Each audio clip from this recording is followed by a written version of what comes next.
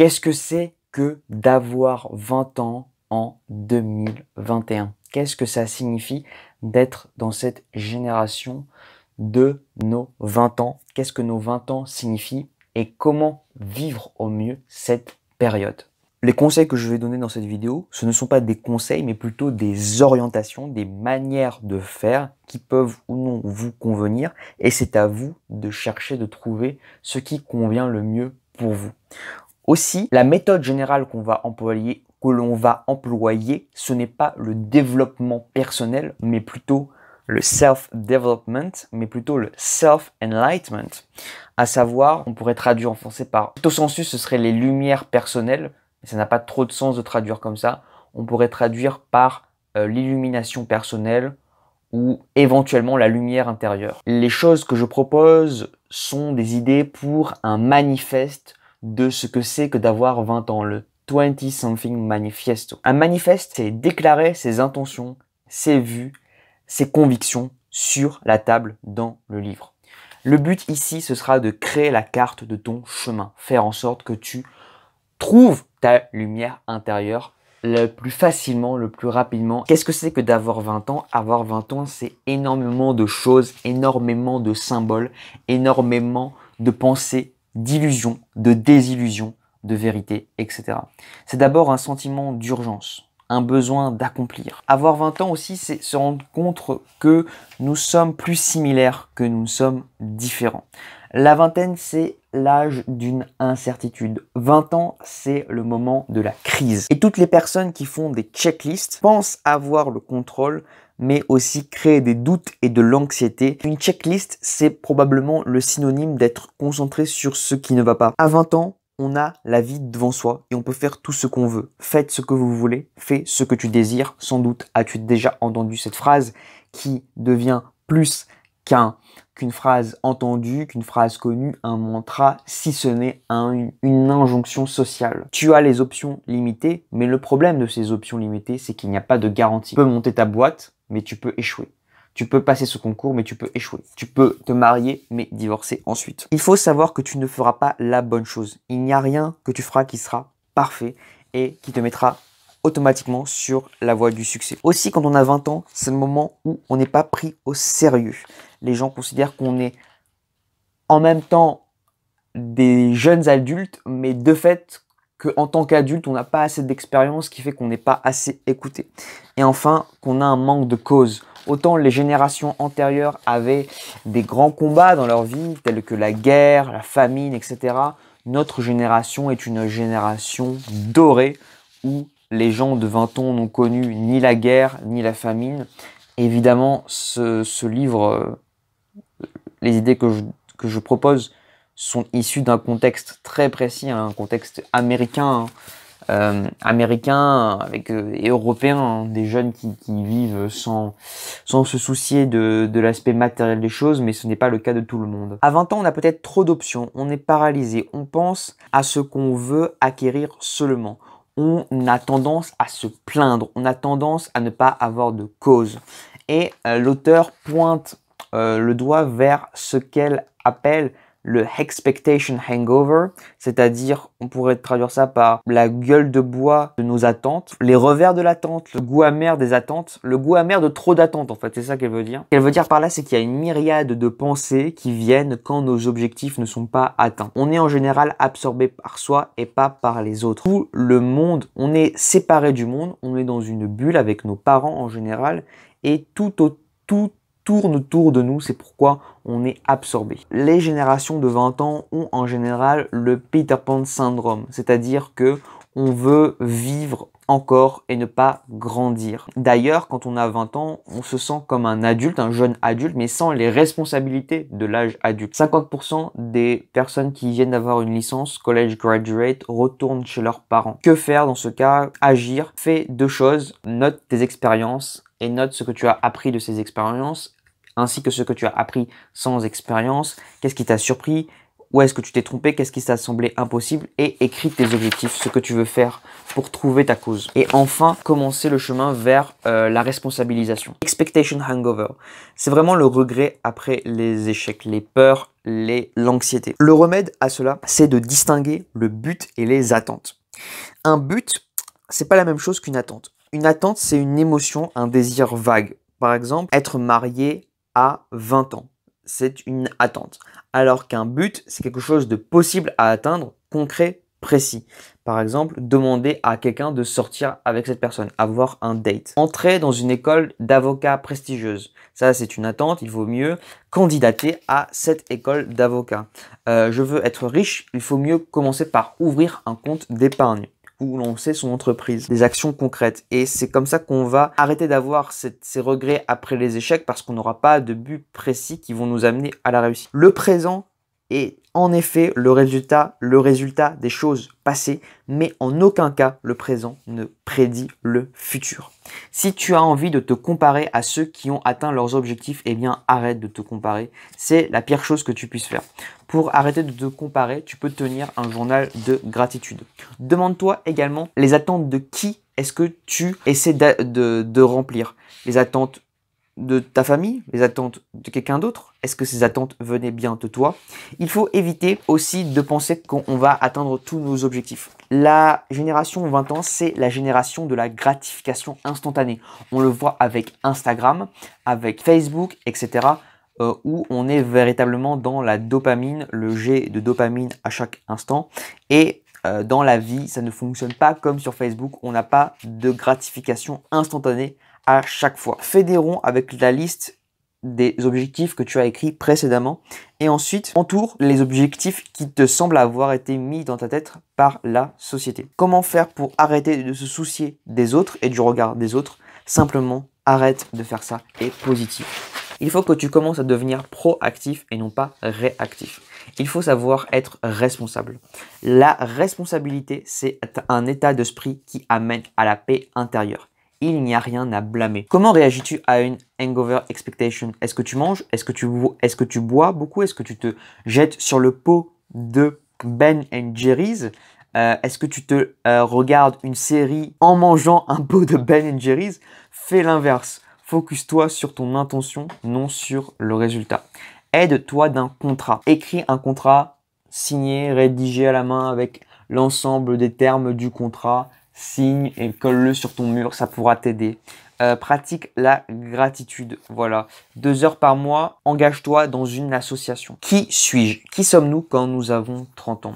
Nous sommes une sorte de mix, un point d'interrogation entre un triangle où nous sommes qui, comment et le vouloir. Nous avons 3 phases de notre personnalité. On pourrait distinguer 3 phases. D'abord la phase basique. La phase basique, c'est quand on se définit par nos étiquettes. Je suis un traducteur, je suis un boulanger. Et on se définit par nos activités et par ce que les gens disent de nous. Je suis timide, je suis un séducteur. Or, c'est dans cette partie, on a tendance à se comparer. On cherche les compliments comme des bonbons. On veut absolument avoir le regard des autres pour nous valider. Or, c'est pas comme ça qu'on trouve qui nous sommes. Ensuite, nous avons la deuxième partie. C'est la partie où on se rend compte que les étiquettes ne fonctionnent pas, elles ne nous correspondent pas. C'est pourquoi on va alors entrer dans la partie d'investigation. On va alors se poser des questions sur qui nous sommes réellement. Cette partie est intéressante parce qu'elle te permet d'explorer plein de choses.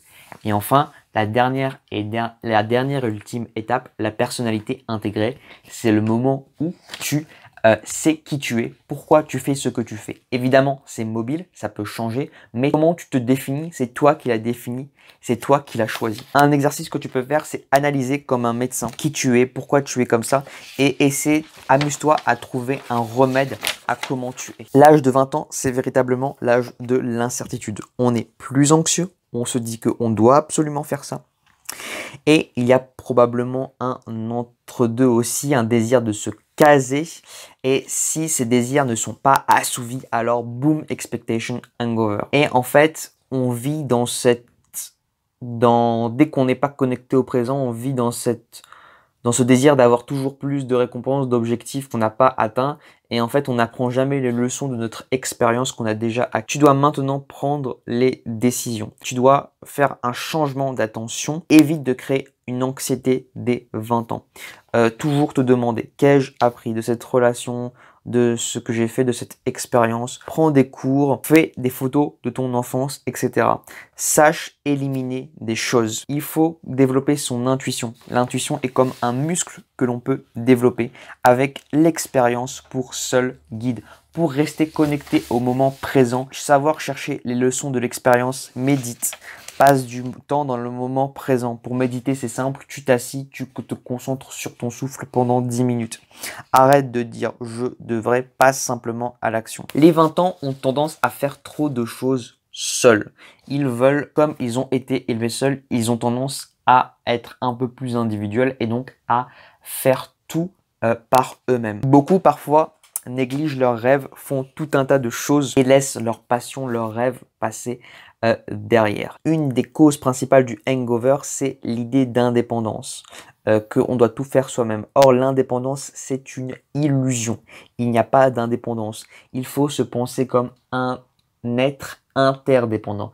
La maturité, c'est se penser comme interdépendant parce qu'on est toujours dépendant de quelqu'un. Le hangover expectation parfois arrive comme ça. C'est comme une fièvre, ça vient et boum. Et bien là, quand on est dans ce genre de situation, on a du mal à s'en relever. Même si on a fait nos journaux, etc., qu'on a fait les exercices, et bien tout d'un coup, ça retombe sur nous et on commence à retomber dans un cercle vicieux. Il faut savoir rester justement interdépendant et ne pas se concentrer sur ces périodes-là, savoir les passer au plus vite, au maximum et parfois aussi les accepter. Vivre ces 20 ans, c'est aussi se dire que on a perdu notre temps, mais en fait, il n'y a pas de temps perdu, il n'y a que des expériences gagnées. Quand on a 20 ans, les familles et les amis comptent énormément pour nous. 72% des 20 ans considèrent que leur plus gros support, ce sont les amis. Il faut se débarrasser des gens toxiques, des relations toxique. Demande-toi d'abord comment est-ce que ça se fait qu'une relation est toxique. Peut-être que c'est toi-même qui crée la toxicité dans cette relation. Rencontre des amis hors de ta zone de confort. C'est ok de ne pas être d'accord avec ses parents. Ils ne nous supporteront pas toujours dans tout et on ne pourra pas les changer. Si tu as besoin de leur dire des choses, écris-les une lettre et donne-la leur. On ne peut pas changer nos parents. Par contre, on peut les accepter tels qu'ils sont et exprimer notre gratitude envers ce qu'ils ont fait, même s'ils ne l'ont pas fait comme on l'entendait. Il faut savoir communiquer autrement et se libérer également de ce que veulent les parents. Il ne s'agit pas de vivre par procuration, mais de vivre pleinement la vie qui vous est donnée de vivre. D'ailleurs, ça c'est vraiment un exercice intéressant pour sortir de sa zone de confort, dire à ses parents qu'on les aime. Maman, papa, si tu regardes cette vidéo, je vous aime. Il n'y a pas probablement d'âme sœur, il n'y a pas de soulmate, il n'y a que des soul matches. Alors pour traduire ça, des partenaires d'âme, mais c'est un peu bizarre de dire partenaire d'âme, des connexions spéciales, on va dire ça comme ça, avec un partenaire, au sens où il y a des gens qui ont des connexions émotionnelles fortes, ce qu'on pourrait appeler des soulmates, mais au fond, ces soulmates, si ces personnes restent ensemble, ce n'est pas parce qu'elles ont des connexions au niveau des sentiments, mais parce qu'elles ont des connexions plus profondes au niveau de l'attitude, les valeurs, de ce qu'elles véhiculent, de ce pourquoi elles sont là, qui font qu'elles peuvent évoluer et grandir ensemble et rester ensemble lorsque les sentiments parfois font défaut. Sois célibataire, profites-en, va à une fête, présente-toi à 3 personnes, achète-toi un cadeau, va en vacances seul et dans ce pays étranger, demande de te faire une photo seule à quelqu'un.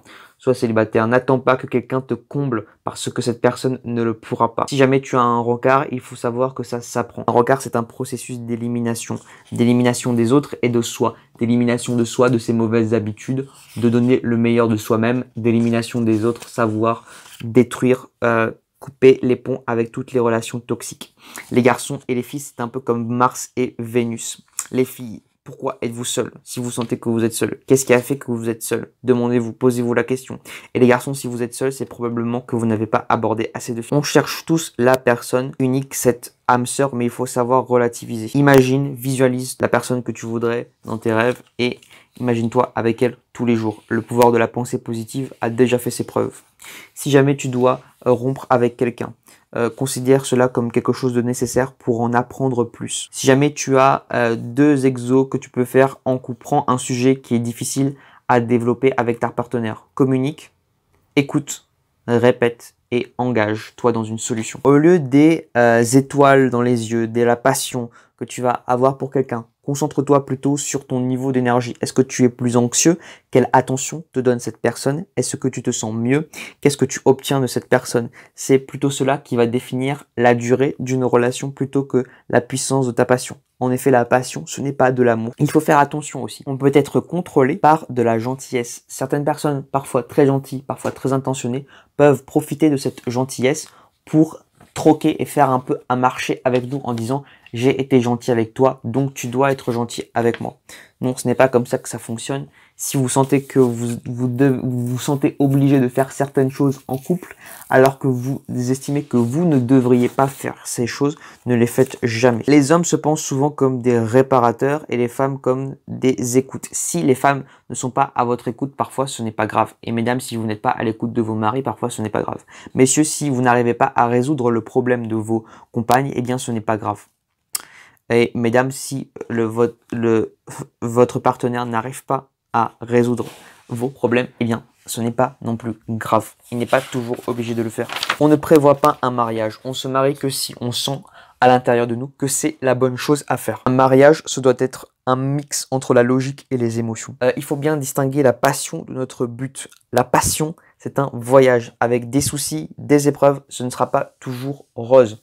Est-ce que tu aimes ton job? Oui. Est-ce que tu es prêt à vivre de ta passion, à faire de ta passion ton job? Si tu as des doutes et que tu ne réponds pas automatiquement oui, c'est que probablement tu n'es pas prêt à passer le cap. N'oublie pas que un hobby, ça te permet aussi d'oublier et de passer à autre chose dans ta journée. Si tu n'aimes pas ton job, mets des fleurs, investis le lieu, sois gentil avec tes collègues, essaie de créer des liens et change ton CV et commence à bosser avec un coach qui te permettra d'atteindre tes objectifs professionnels. Prendre des risques, car c'est maintenant ou jamais. Si tu veux montrer une entreprise, sois patient, mais fais les étapes petit à petit. D'abord en 5 étapes. Donne-toi une mission. Qu'est-ce que tu dois faire? Fais tes devoirs de la maison. Apprends tout ce qui est possible d'apprendre sur ton marché. 3. Prends des conseillers qui pourront t'aider. 4. Mets en place une stratégie béton. 5. Fais ça en part-time job. Fais ça à côté de ton travail. Et tu ne te lances que si pendant 3 mois, tu as eu minimum la moitié de ce que tu gagnes déjà uniquement grâce à ton entreprise. Il va se passer des choses difficiles. L'idée, c'est de les accepter. L'acceptation, le processus d'acceptation, ce n'est pas quelque chose de facile. Accepter les choses, se rendre responsable, ça prend un certain temps. Ça passe en général par 4 étapes. Le déni, la colère, l'anxiété, la dépression et enfin l'acceptation. L'acceptation, c'est un espace d'amour, de gratitude et d'échange. Il faut être capable d'accepter comme Gisèle l'a fait. Elle était philippine et elle sortait avec un Chinois et les parents ont dit que regarde avec qui tu sors, c'est comme si tu sortais avec une femme de ménage.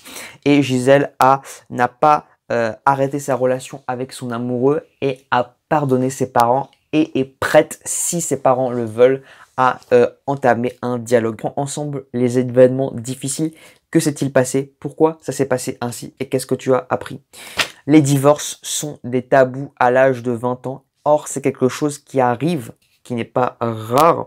Et c'est difficile à accepter parce qu'il y a une sorte de pression sociale. On se dit « Ah mince, j'ai fait un énorme choix et je regrette mon choix maintenant. Comment les autres vont-ils m'accepter? Vont-ils me mettre poids de la société qui vient ?» Il faut savoir que si jamais tu décides de divorcer à l'âge de 20 ans, c'est probablement que tu prends la bonne décision. Donc fais-le et tu te feras plus de bien à toi et tu passeras cette étape difficile qui sera une sortie de ta zone de confort pour atteindre tes objectifs personnels. Personne ne peut atteindre tes objectifs personnels à ta place. Corps, esprit, argent, faites du sport. Pensez aux conséquences de l'alcool et de la taf du cannabis qui auront des conséquences à long terme. Même un corps qui n'est pas beau permet de sentir, de toucher, de rire, etc. Un corps qu'on n'aime pas, c'est d'abord et avant tout le résultat d'émotions intérieures. 32% d'entre les 20 ans prennent des antidépresseurs et 70% disent expérimenter l'anxiété comme le sentiment majeur. Or, tout cela ce ne sont pas nous, ce sont des étiquettes que l'on se met. Ça ne définit pas nos personnalités et qui nous sommes. Nous pouvons décider de ne plus être timide du jour au lendemain si on le veut. Et les médicaments ne te feront pas t'aimer toi-même. C'est à toi uniquement de le faire et de prendre la responsabilité de t'aimer toi-même. Enfin, concernant l'argent, 60% des 20 ans disent que c'est un endroit où ils se sentent le plus stressés. Il y a deux types de dettes. Une dette que tu as à cause de l'éducation, notamment aux États-Unis. Cette dette, c'est ok, même si elle te crée un stress, tu vas pouvoir t'en sortir. Et c'est ok d'avoir pris cette dette, tu as probablement fait le bon choix. Lisez Josh Kaufman pour lisez les premières pages de The MBA, de Personal MBA de Josh Kaufman pour comprendre exactement l'inverse. Et la deuxième type de dette, ce sont les dettes qu'on veut éviter à tout prix de contracter. Par exemple, si tu as fait un voyage au Mexique alors que tu ne pouvais pas te le permettre. En tout cas, pas dans les conditions dans lesquelles tu l'as fait. Parce qu'on peut tout se permettre. Donc, essaie de mettre en place des plans financiers pour te sortir le plus possible, le plus rapidement, le plus immédiatement de la dette. La dette, se sortir de la dette, c'est le premier acte d'indépendance financière que tu peux faire. Si tu es endetté, même de 5000 euros, de 200 euros, fais en sorte de rembourser tes dettes. Paye toujours ce que tu dois payer, même si c'est le minimum. Paye-le en temps et en heure, de sorte que tu ne sois jamais endetté. Il va y avoir des merdes qui vont arriver, shit happens. Il y a deux possibilités, soit il y a une shit happens et il y a encore plus de shit qui happens si tu fais rien, soit il y a une action, un shift où ça te permet de changer. Évidemment, c'est pas parce qu'il y aura une action que le shit ne va pas réarriver, mais tu peux essayer de faire en sorte de...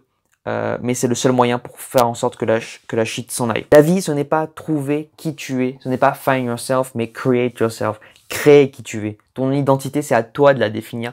Elle n'est pas inscrite dans tes gènes. C'est enfin dans l'inattendu que l'on se découvre. Par exemple, quand on fait un défi 30 jours, 30 livres. 2h14, vendredi 24, 29. J'ai 3 livres de retard toujours. Donc aujourd'hui, je dois lire 3 livres encore, puisque j'en ai lu un hier, où j'avais 3 livres de retard déjà, donc j'en ai lu un. Donc ça fait toujours 3 livres de retard. Je vais essayer de m'y mettre là. Je dis garantis pas que je vais y arriver, mais je vais essayer de m'y mettre. Demain je travaille, mais l'après-midi seulement, donc je pourrais dormir un peu. C'était un résumé du livre de 20 Something Manifesto de Christine Hassler. Mitigé, parce qu'en fait le livre, c'est... En fait, ce qui m'a beaucoup dérangé dans ce livre, c'est que elle arrive... Enfin, en fait, c'est une question très complexe, très complexe. Elle arrive, elle dit, voilà ce que je vais dire, ça n'est absolument pas des conseils. C'est vraiment, c'est la première chose qu'elle dit. Si vous pensez trouver des réponses à toutes les questions que vous avez, vous vous êtes trompé de livre. Ok, très bien. Ce que je donne là, c'est vraiment une roadmap, un guide. Voilà, c'est un guide et puis vous faites ce que vous voulez.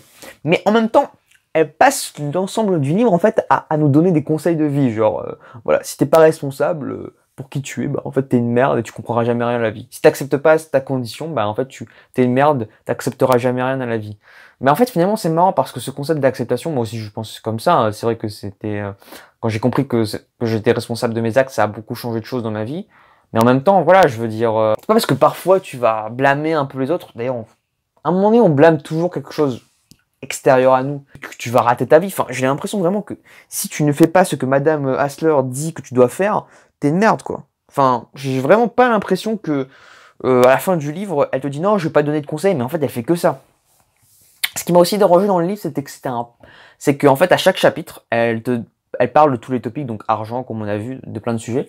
Et à la fin, et en fait, dans chaque chapitre, elle fait 2 témoignages différents, avec 2 citations différentes de 4 personnes donc différentes, qui ont entre 20 et 30 ans, pile poil, et qui parlent de leur expérience. Et puis c'est long, c'est long. Et en fait, c'est bien parce que pour certains cas, on s'attache à la fille, à certaines personnes qui nous correspondent. Et puis d'autres fois, il y a des expériences, mais je suis encore en train de me demander, mais pourquoi elle nous raconter ça, quoi ça a à peine un rapport avec le sujet. Enfin, il y a un rapport, mais juste à la fin, en fait. Donc, elle raconte les gens racontent leur histoire, leur vie, etc. Parce que le 20 Something Manifesto, c'est vraiment le manifeste. Elle a pris plein d'interviews de gens qu'elle coachait, des gens qui sont venus écrire sur son site. Donc, ça m'a un peu dérangé là-dessus. Et les conseils qu'elle donne, je trouve, j'ai pas appris grand-chose. Ouais, j'ai appris sur l'acceptation, et que l'acceptation, c'était... Enfin, je savais que c'était un truc à 5 étapes, mais maintenant que je viens de le comprendre je comprends que c'est tout type d'acceptation qui est comme ça. C'est pas juste les deuils, c'est vraiment tout type d'acceptation qui passe probablement par les 5 étapes. qu'il faut être responsable de soi, etc. Bon, pourquoi pas, que ça ouvre un espace pour l'amour, la gratitude, c'est vrai. D'ailleurs, pour ça que les gens sont plus relax et plus détendus quand ils acceptent. Quelque chose qui m'ont, oui, c'est vrai qu'elle décrit bien l'état de 20 ans, mais en fait, ce qui m'a un peu dérangé, c'est que elle parle de tout un tas de sujets, mais j'ai l'impression qu'il n'y a pas trop de cohérence, il n'y a pas de fil directeur. C'est vraiment quelque chose de dispatché, et puis elle a écrit tout, elle a mis tout ce qu'elle avait à dire, mais elle a pas pris le temps de chercher à tout organiser. Elle a plutôt organisé en fonction des interviews, ce qui est un choix. C'est pas du tout ce que j'aurais fait. C'est vrai que je suis plutôt habitué à lire des livres qui partent d'un concept et qui analysent ce concept et les conséquences de ce concept sur l'ensemble de la société. Et en fait, on parle de plein de choses, mais à partir de la lumière d'un concept, et donc on réanalyse tout à la lumière du concept. Alors, ce qui veut pas dire que c'est plus intelligent, mais au moins il y a une sorte de cohérence qui s'établit. Il y a quelque chose comme une idée à défendre, une vision du monde défendue, alors que là, j'ai pas l'impression qu'elle défend une vision du monde, contrairement aux autres livres que j'ai lus. Elle a l'impression qu'au contraire, elle laisse la parole au monde. Et elle est simplement elle se dit simplement être le réceptacle et de cette parole et le porte-parole de cette parole du monde. Mais je trouve que finalement, c'est pas ce qu'elle fait. Et c'est pas ce qu'elle fait. Et elle te donne sa vision du monde, mais sans le dire. Et je trouvais ça un peu, finalement, je trouve qu'elle a pas le courage de ses opinions. Bon, je pense qu'il y a beaucoup de personnes qui liront ce livre et je le conseille si, je sais pas, si vous débutez en développement personnel, si vous sentez que vous êtes un peu perdu dans votre vie, ce livre, ça peut être vraiment génial. Parce qu'il y a beaucoup de choses que vous pouvez apprendre sur vous. Il y a beaucoup de personnes qui donnent des témoignages parfois intéressants. Peut-être qu'il y a beaucoup plus de témoignages qui vont vous marquer. Moi, j'aime pas ces petits témoignages, je comprends pas. C'est vraiment personnel. Je pense que c'est un livre intéressant. Moi, j'ai peut-être été moins réceptif pour des raisons que j'ai évoquées, qui me paraissent... peut-être que c'est pas ce à quoi je suis habitué. En tout cas, c'était intéressant. Je me suis un peu forcé à le lire. C'était un livre que j'avais sur ma Kindle, donc c'est pour ça que j'ai pas pu vous le montrer, qui m'a été offert par quelqu'un. Donc voilà. C'était un peu un livre, un peu l'ovni. Bon, on peut classer dans le développement personnel, mais voilà. Bon, ça fait partie des livres de développement personnel. Je crois que des livres de développement personnel, il y en a dans ma liste, il y en a, je sais pas, 5. Si on compte celui-là dedans, 5. J'essaie de faire en sorte d'avoir plein d'autres topics, d'autres sujets. Demain, probablement, je vais résumer Deep Work. J'ai compris l'importance de travailler vraiment focus. Bonne nuit.